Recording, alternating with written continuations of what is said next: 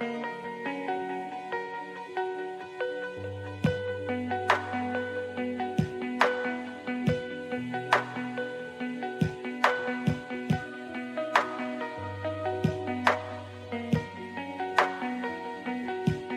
welcome to my channel. It's your girl Njeri Kabiru, as usual, Njeri wa Kafiro.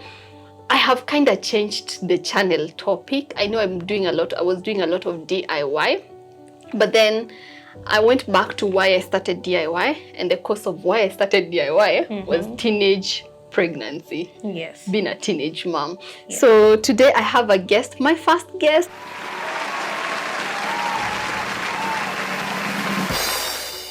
Introduce yourself. Hi everyone. My name is Essie Thuo, and I'm a young mom, just like you. So you are a teenage mother. Yes, I am. Tell us a bit about how you got into teenage pregnancy, because I feel like the society and people around us, they do not know why we get into this thing. Yeah. They judge us. They tell us we are sexually active, hoes, Yes. loose. You got all those ones. Disobedient. Yes. What led you into teenage pregnancy? And karibu chai, by the way. Asante sana. Asante. We need a cup written Njeri Kabiru. Eh. We have to redo this again. Branded cup. Cheers to whoever made these cups. Yeah. So, what got me here was, I believe, the wrong company. Yeah. The wrong company. You know how you say, see, it's all of us. Yes. So it can't happen to me. Yes. It's not happening to my So friends. you had friends who were sexually active, or they were dating, or? Yeah, dating and curiosity. Curiosity. You know, young girls and curiosity. You've been This in is high around school which and now age? you, right after high school. Right after high school. So Yeah, you're about so 18. yeah. Yes.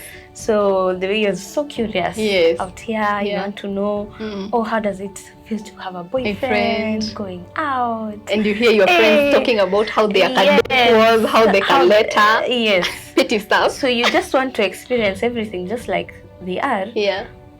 But of course you've heard of all these stories out here of teenage mothers, like you can actually get pregnant at the age of 18 or 16 or, you know, teenagehood, you can get pregnant. Actually, sometimes you see them in your school. Yes. Actually, there was even 2 cases in our school. Yeah. But you just never think it can be me. You think it can't be me. Yes. It can't happen to me. To me, it only happens to others.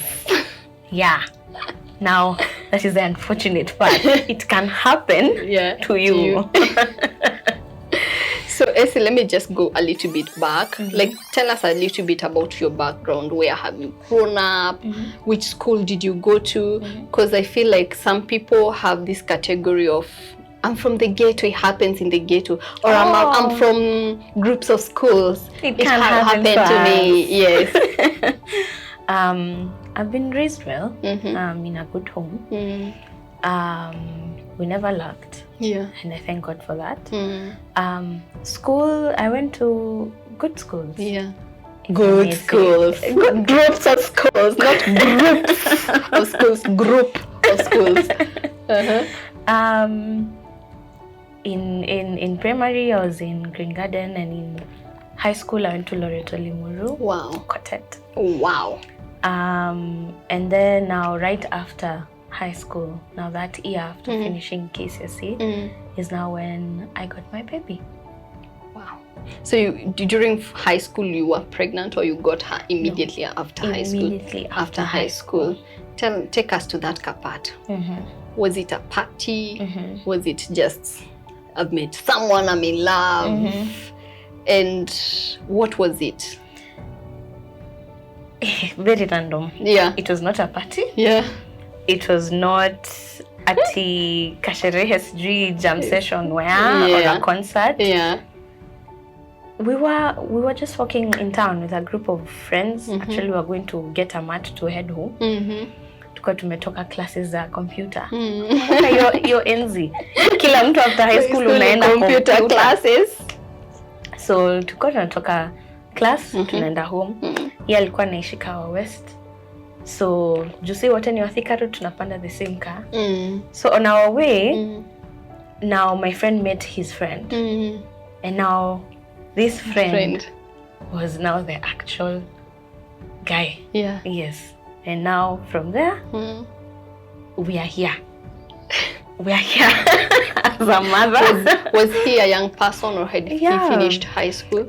He had finished high school. So you were in the same category? Yes. He was just slightly older. than us. Like the group of friends I was with. But yeah, he was slightly older, but he had finished school also. So got into the relationship, ended up expectant within like the 3rd month of that relationship. And from there, things got really tough. And punde si punde, I was a single mother. You were a single mother. At the age of 18. I know. I'm feeling like holding your hand, like, I get you, I feel you. So you meet this guy, within 3 months you're pregnant. I want to go there, those time right before you got into that relationship, because that is the critical part. Me personally, I really want to bring out. What was like your emotional and mental point in that point? Because you say, it was teenage peer pressure. Seeing your friends in a relationship. Yeah, so you also want looking in one. Looking back, how was like your emotional? Were you in a place where you said, like, personally for me, I usually say it's the things I had gone through. I wanted to fix some messes. What was there? What was lacking? Well, I can say the kind of space I was in, I lacked spiritual guidance. Let's start by that. My mental state was not the best. I was not the happiest during that time, but I wanted to be happy. Yes. So I looked for it outside. Yes. In the world. You know, going out with your friends, wherever your friends are is where you want to be. Yeah. Because in that, like, what can I, artificial happiness. Yes. Artificial, because it's just outside. Yes. Inside you're a mess, you're dying. But you want that artificial happiness. And also you felt like the guy will fulfill or will bring that happiness. Yes. And then the other thing now emotionally was affection. Yeah. Like I was really craving affection. So wherever I could get it, I take it. Even though it's in bits and pieces, fine. I'll scramble onto them and take it. And hold on. That's what it means to just get affection. I'll take it. No matter what the repercussions will be. Yeah. So then you find yourself pregnant. How did you break the news? That is the part. I know. How did you break that news to your family? That was first tough. How did you found out you yourself that I'm pregnant? How? I missed my menses. You used to count? No, in fact they were very irregular. So when I missed the 1st month, I thought ni sawa in the way hazikujangi. I know there's someone who is feeling that outside there. Hazikujangi, so I know they'll come. Now when I missed the 2nd one, is when I was like, something is off. No, this is not kawaida. Yeah. By now they usually come. Yeah. You know, they don't come day 28, day 40, day 50 something, they'll come. This time they're not coming. Yeah. Hi. I know. So from there now is when I went, my former friend and she took me to the chemist and bought a pregnancy test. Oh, you did? You were smart. Yes. I thought of going to the clinic myself.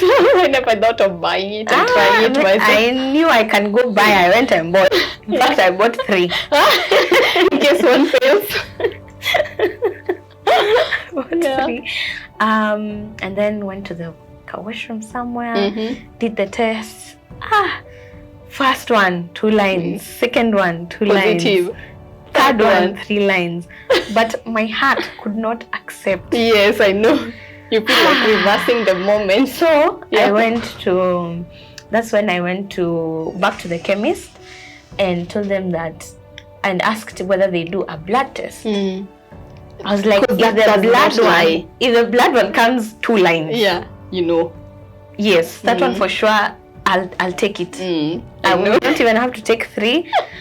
Just that one for blood test. Yeah. Good to go. I'll know for sure. So went up. There was the clinic for the chemist was upstairs, so went up. You waited there for 5 minutes. So now after those 5 minutes were done, she called us back in, and she was like, it's positive. It's pregnant. Like you're pregnant. Yeah. My heart sank. Yeah. Because now I couldn't dispute the result. I mean, this is a blood test. Yeah. My sister, how are you disputing a blood test?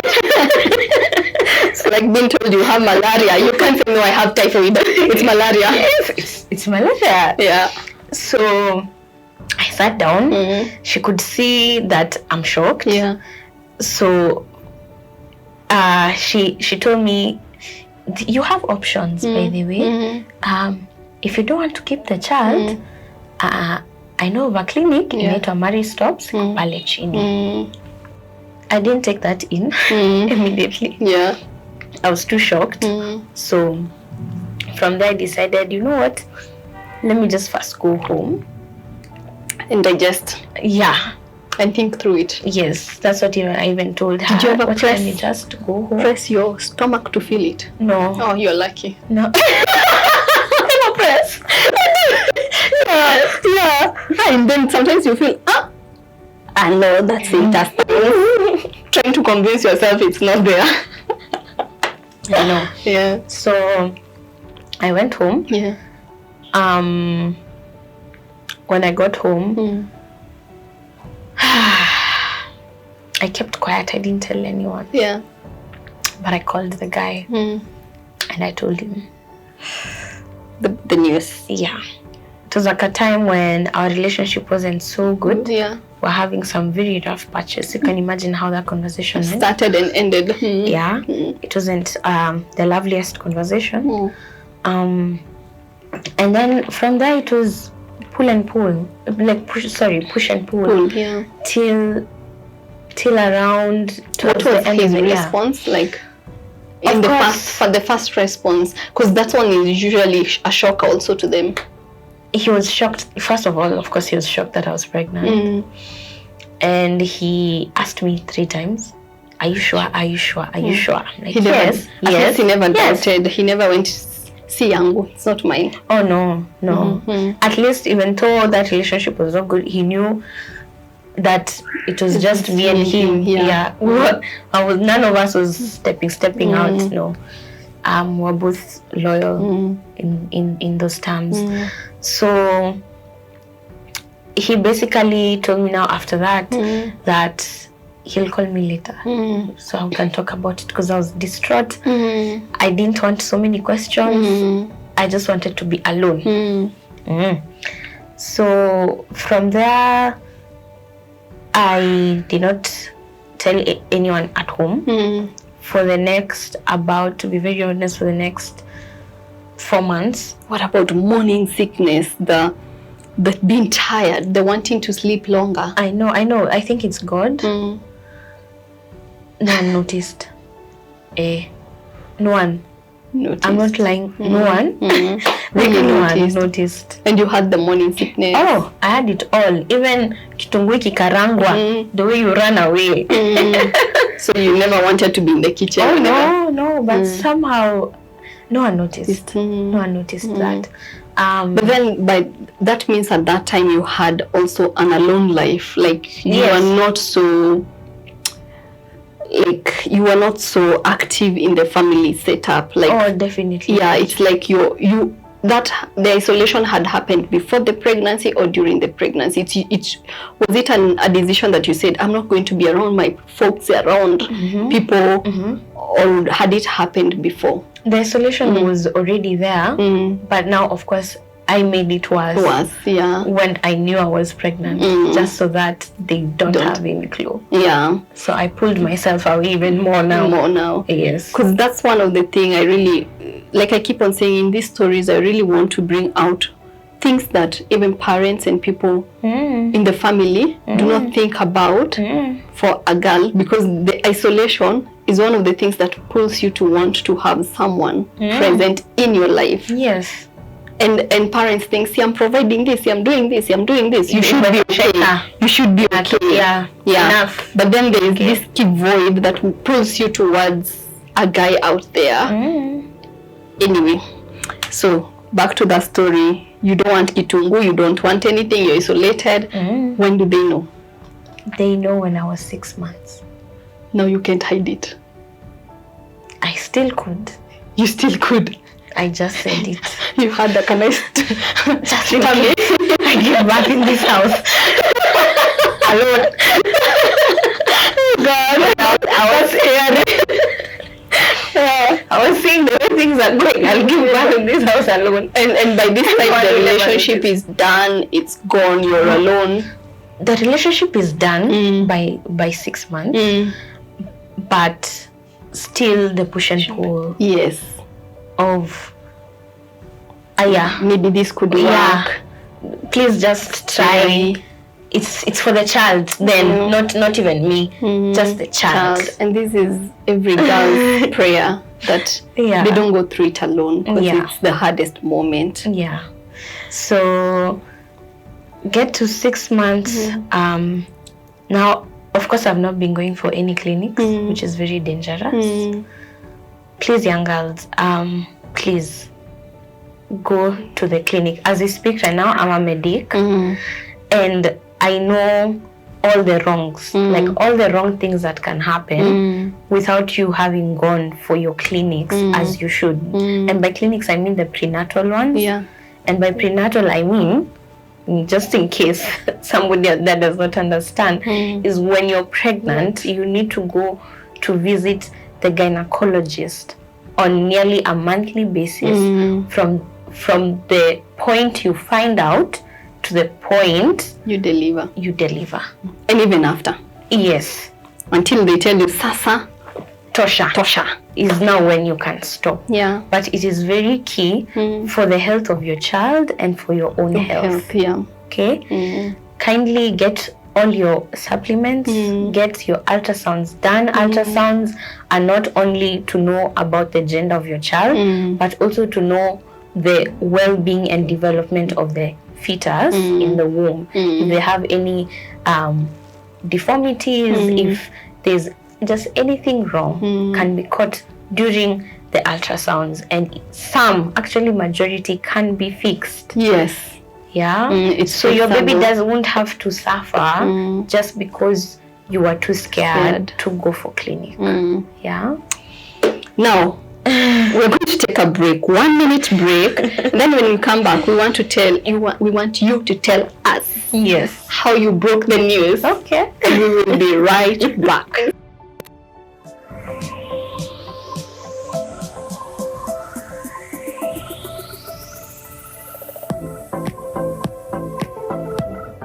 Essie, I'm so honored that you're my first guest. Thank you. I'm almost tearing up. Tearing up, tears of happiness. That, because I feel like so many teenage mothers have gone through the teenage motherhood and they've not found themselves. They actually got so lost inside there that when you go to pull them, you feel like, it's too far. Too far gone. Telling your story from the point of view, understanding yourself, and you've really done a lot to really turn around this mess into something good. Thank you. So tell us, how did you break the news? You're thinking you don't want to give birth alone, 6 months. How do you break the news? Let me tell you, let me even before I break the news, my stomach at 6 months was flat. You think I have a flat one now? It was flatter. Flattest. In fact, I didn't have anything. I wish we exchanged. I didn't have that big belly. Yes. I think the stress, I hadn't gained any weight. And you were not eating. And of course I wasn't eating, and of That's course I'm vomiting Yeah. because of nausea. So I wasn't big at all. You could actually not think this girl is pregnant. You could not suspect. So I got the symptoms, and this is now what led me to opening up about it. Yeah, I got the symptoms of constipation, heartburn, into severe constipation. So now I had to go to the doctor. Now to go to the doctor, you have to bring your folks. Yes. Or someone. Someone has to give you money. I mean, you're 18. Someone has to give you money. Yeah. Somebody has to take you there. Yes. And if not, even though no one is taking you there because you're 18, you can take a mat, of which I did. Someone has to give you money. Yes. And that same someone asks for results. Yes. What happened? And why am I paying for a test? Why are you calling to tell me I need to pay for this test and this test? You know, so now I had to tell them. Yeah, but first I tried to come up with a small lie. I just said I'm constipated. I think I need to go to the doctors. And of course nikajipeleka. Hapa tu TRM matter. This one matter TRM. Got there, paid my consultation, got in. The doctor, of course, was shocked. Yeah. After I told him all the symptoms I had, did a test. You didn't say I'm pregnant. No. Just said I'm constipated. Yes. And this and this. Yeah. Yeah. So he took a fetal heart monitor, and then he put gel, told me to lay on the examination table, and alas and alack, there's a heartbeat. So it's like, you're pregnant. And it's not a shocker to you because you already know. That is why you have constipation and severe heartburn. And by the look of things, clearly you've not even been going to the clinic. Yeah. Otherwise, this would have been picked up on earlier.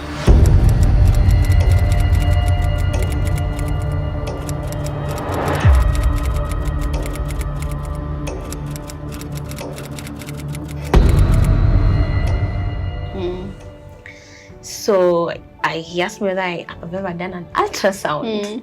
Of course, no, none. So it becomes emergency, like hurry up, like we need to know how this child is even just developing, because you're even underweight.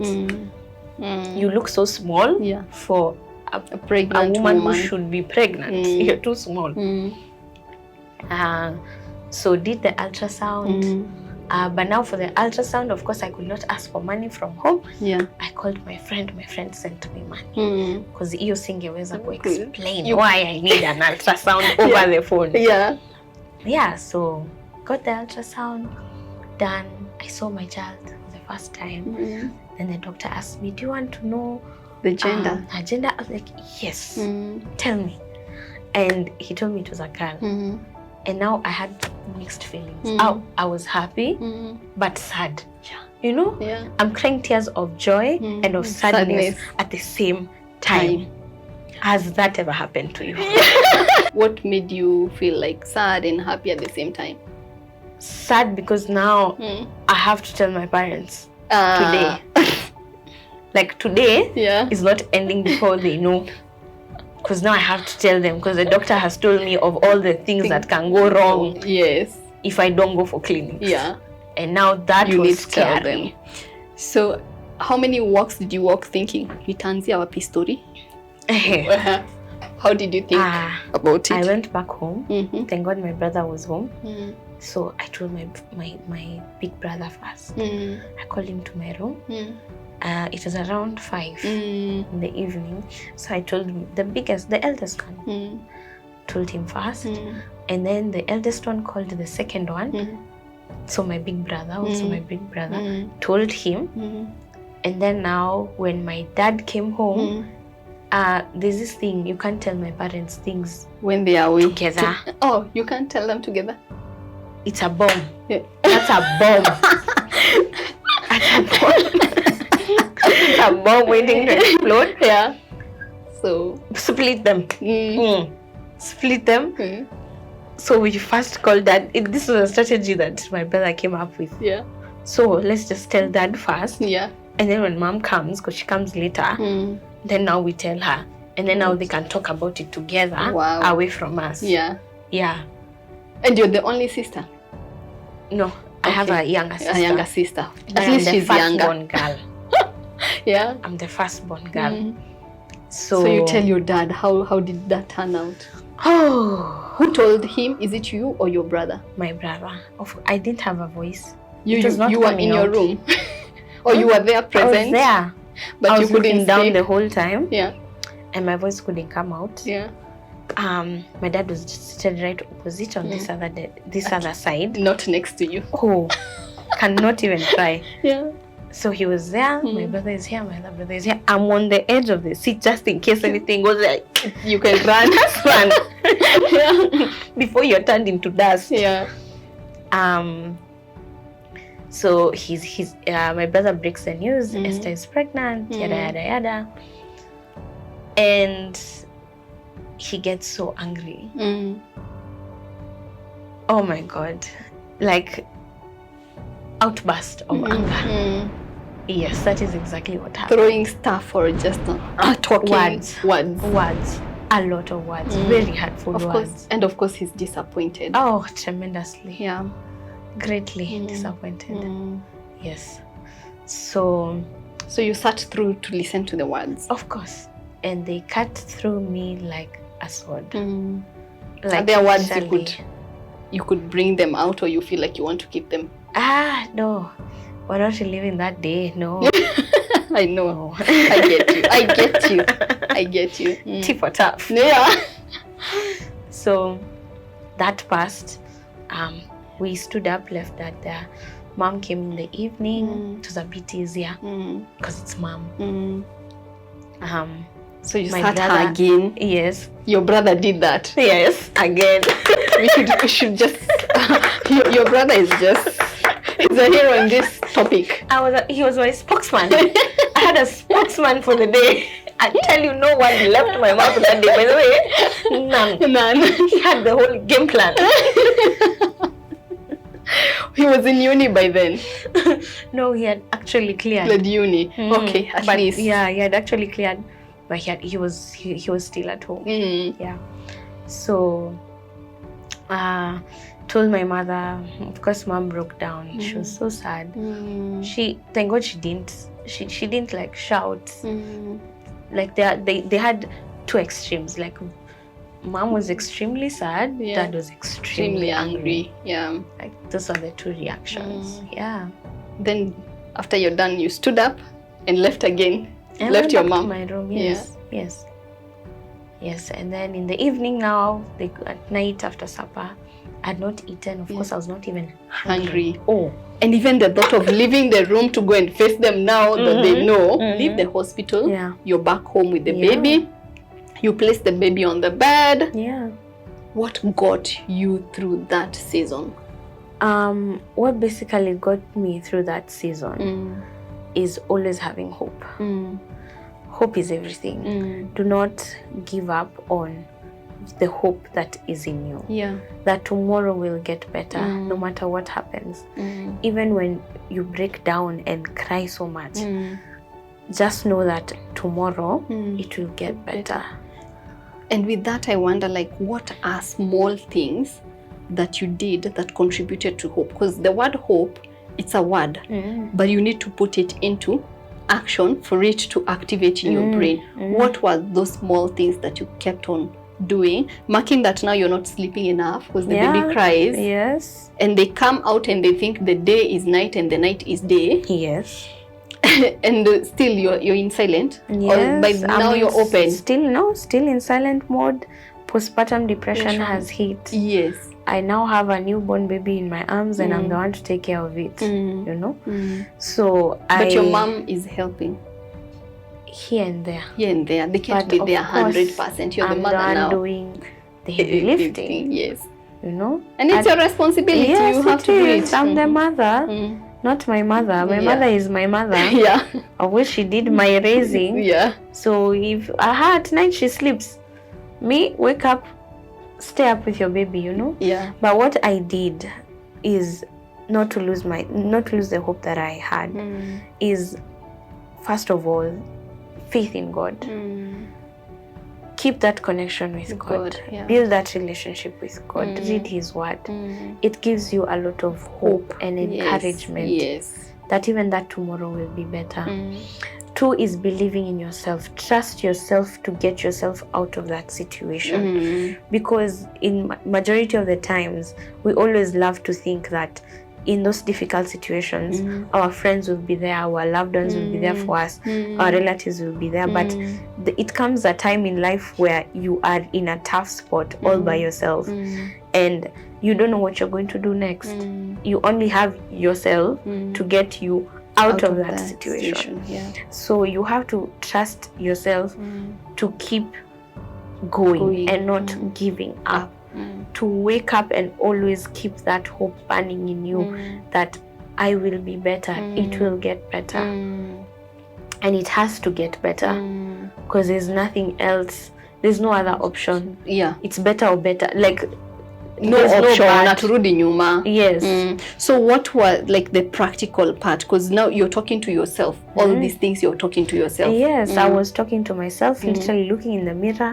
Even though I'd cry. Sometimes I'd look at myself. I'm going there with a mindset of I'm going to encourage myself, but I look at myself and I'm seeing this hopeless girl. I'm seeing this messed girl. I'm seeing this girl who failed herself, failed her family, failed her friends. So I'd end up crying. I'd break down. But right after, I'd just hold on to the sink and tell myself it will get better. Yeah. So even that, talking to yourself and affirming yourself, patting yourself on the back on those hard days, being your own cheerleader, like, good girl, you've done it today, tomorrow try again. You know, that really helps. Yeah, you're patting yourself, talking to yourself on the mirror, reading the Bible, and assuring yourself, because you know nobody else can do this. Yeah. So you stay with the baby for 9 months. Yes, I'm at home for 9 months, and now you go back to school. Yes. What are your friends saying? When I'm in school, when I went back, at this time, I'd already blocked out majority of the friends I was with before I gave birth. Yeah, it's self-defense. And also while I was, after giving birth, while I was at home. So honestly, I literally made new friends. I went back to school. I switched courses from hospitality to nutrition because I always wanted to do a medical course. So now I switched to food nutrition and dietetics. And now, being in a new class, I didn't have to explain anything to anyone. It was your choice to tell people, yes, I carry thermoses because of the baby. Yes, because they would see I have thermoses. My current close friends are actually the friends that I made while in campus, and they can attest that nilikuwa na thermos kadhaa ya chai, ya uji, ya maji, sometimes hata ya hot chocolate pamoja na vitabu, because you know you have to keep the milk going, milk supply going, so it doesn't dry out, because you still have to go home and breastfeed. And then your parents are supporting you through this. They're taking care of the baby. For you, it's just to go to school. Oh no. Tell us. Oh, it's not roses, I tell you. I had to wake up early. If it's going to school, I had a 7 a.m. class. I'd wake up at around 4. I cook for my baby. I make sure everything is ready, her fruits, everything is blended. I get ready, I breastfeed, go to school with my 10,000 thermoses, come back immediately, class is over, breastfeed, feed her. Now just go back now to being a mother. When she sleeps, if I have a cat, I read for it. If I have an assignment, I do it really fast before she wakes up. And if she wakes up, she's on my lap and I'm reading. Or she's breastfeeding, I'm breastfeeding with this hand and writing with the other hand. Yes. And you went through it. I went through it. You graduated. Oh, I did. Wasn't I happy? With 2 degrees, one on your hand and the other one on paper. Yeah. So you were so proud. I Do you was feel so like proud you of myself. proved to your parents and everyone, like, see, I did it? Yes, and I also proved to myself that I'm strong enough. Yeah. That I can take it, that I can do it, regardless of whatever it is. Yeah. I can do it.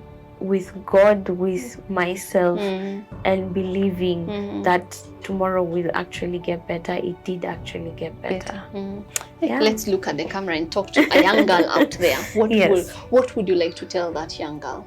I'd tell that young girl, or if I may say so, the 18-year-old Essie. Yeah.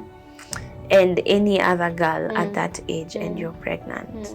You know, teenage, and you as a teenager and pregnant. Don't give up on yourself. It does get better with time. Yeah. It will always get better with time. I know the wounds hurt. I know you've messed up big time. I know I was there. I know you want to give up. And I know you can be, or actually are, suicidal, but don't even think of doing that. With God on your side, you'll actually pull through. You will be able to get out of that tough situation and look back and say, God did it for me. And I believed in myself enough to get myself also out of that pit and make something good of myself, regardless of what society says, regardless of what your family says. I know majority don't even have the privilege of staying home.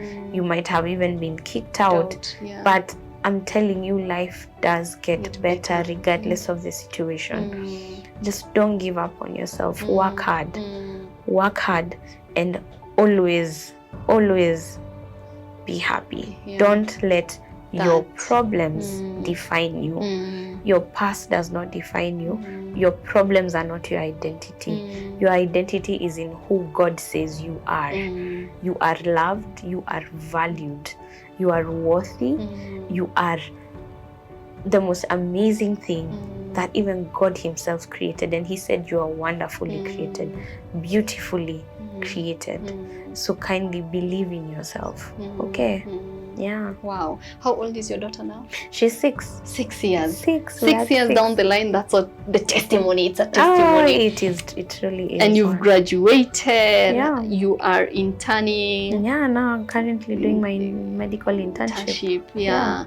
And life has really, you can look back and say, I did it. I truly did. Yeah. So I want you to talk to 2 more people.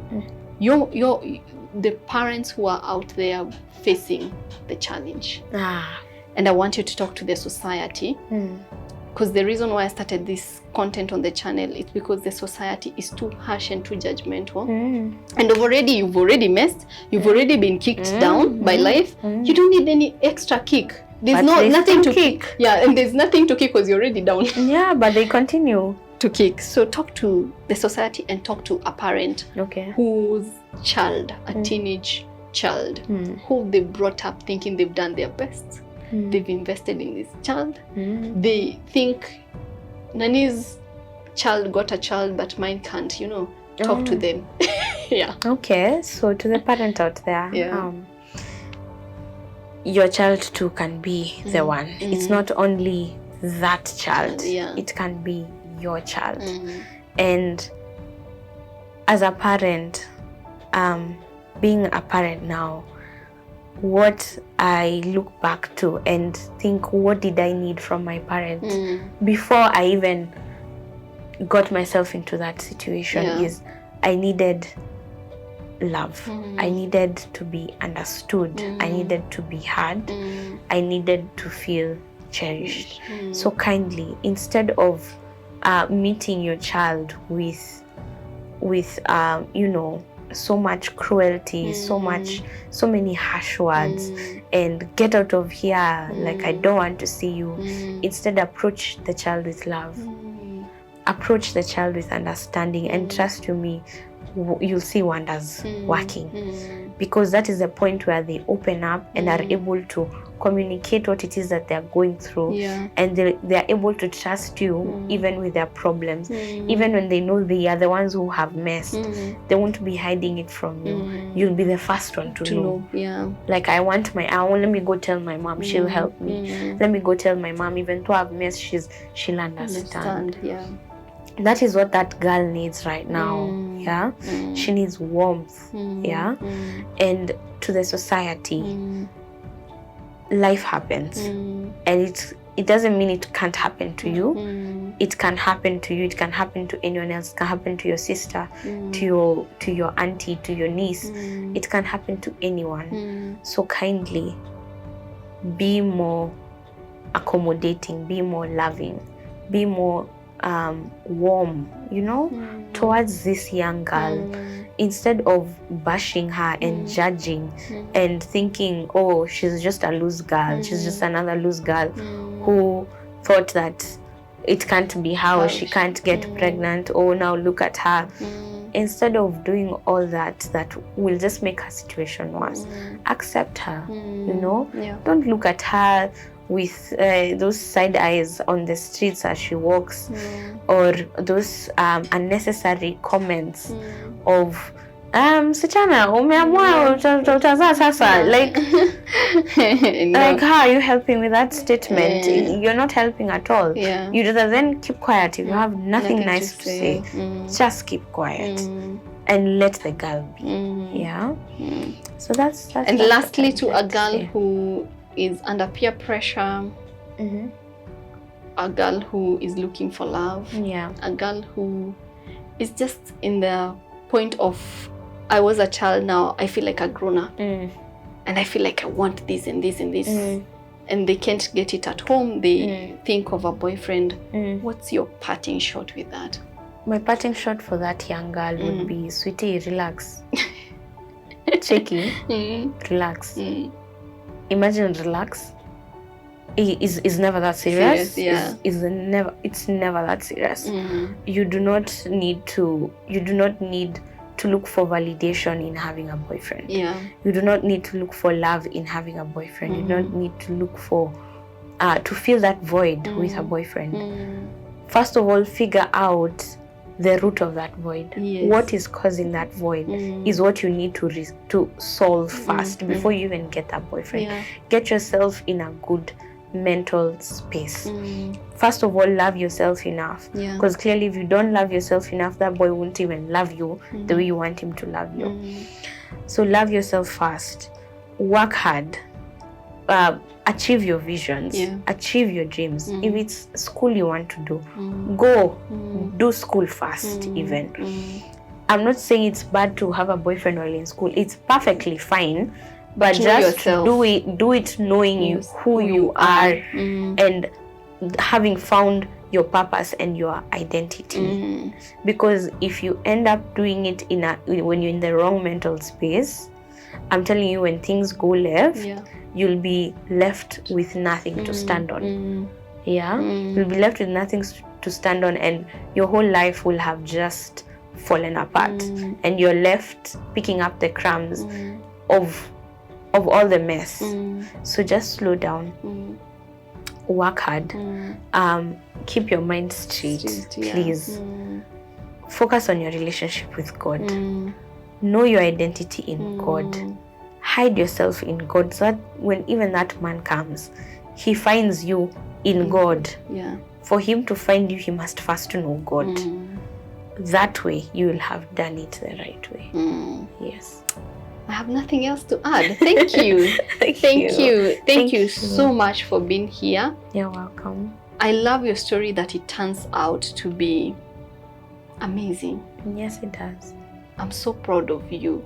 And even finding yourself, finding your identity, because you can't talk to other people when you do not know who you are. It's so inspiring. Thank you. And I hope if you have a story out there and you'd like to share, I'm leaving my email address down below, or a phone where you can leave a WhatsApp short message of your story.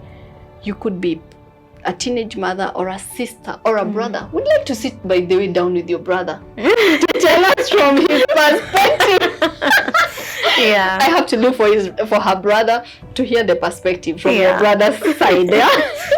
Yeah. So we want to share this so that we can inspire young girls out there who are either pregnant or not pregnant. Who are not pregnant, they don't get themselves pregnant, and who are pregnant, to tell them, you can. It will be an extra hard work, but you can get there.